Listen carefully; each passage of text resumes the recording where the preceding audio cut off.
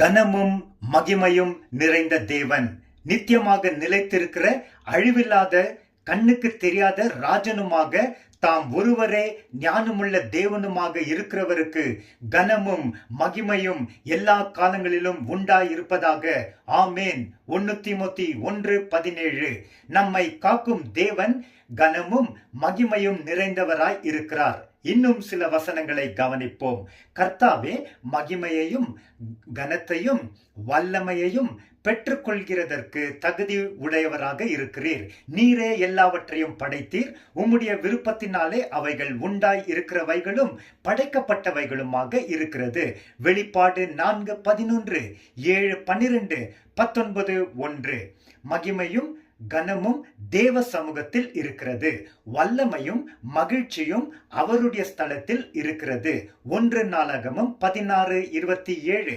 தேவனே, உமது ஆலயமாகிய வாசஸ்தலத்தையும் உமது மகிமை தங்கியிருக்கும் இடத்தையும் நேசிக்கிறேன்.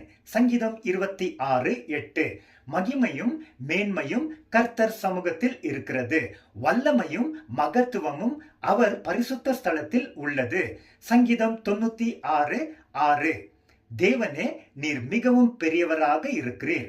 மகிமையையும் மகத்துவத்தையும் அணிந்து கொண்டிருக்கிறீர். சங்கீதம் 104:1. இவர் என்னுடைய நேசகுமாரன், இவர் மேல் பிரியமாக இருக்கிறேன் என்று சொல்லுகிற சத்தம் உன்னதமான மகிமையிலிருந்து இயேசு கிறிஸ்துவுக்கு உண்டாகி பிதாவாகிய தேவனால் அவர் கனத்தையும் மகிமையையும் பெற்றார். 2 பேதுரு 1:17. அடிக்கப்பட்ட ஆட்டுக்குட்டியான இயேசு கிறிஸ்து வல்லமையையும் ஐஸ்வர்யத்தையும் ஞானத்தையும் பலத்தையும் கனத்தையும் மகிமையையும் ஸ்தோத்திரத்தையும் பெற்றுக்கொள்ள தகுதி உள்ளவர். வெளிப்பாடு 5:12. இயேசு கிறிஸ்துவை மதிக்கிறவன் அவரை அனுப்பின பிதாவையும் மதிக்கிறவனாக இருக்கிறான். யோவான் 5:23. மகன் தன் தகப்பனையும் வேலைக்காரன் தன் எஜமானனையும் கனப்படுத்துகிறார்களே, நான் தகப்பனானால் எனக்குரிய கனம் எங்கே?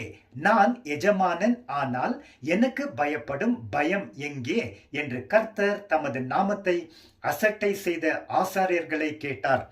மல்கியா 1:6.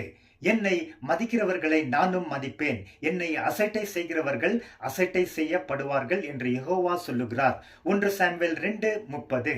சிங்காசனத்தின் மேல் வீற்றிருக்கிறவருக்கும் ஆட்டுக்குட்டி ஆனவருக்கும் ஸ்தோத்திரமும் கனமும் மகிமையும் வல்லமையும் எல்லா காலங்களிலும் உண்டாவதாக. வெளிப்பாடு 5:13. ஆமேன்.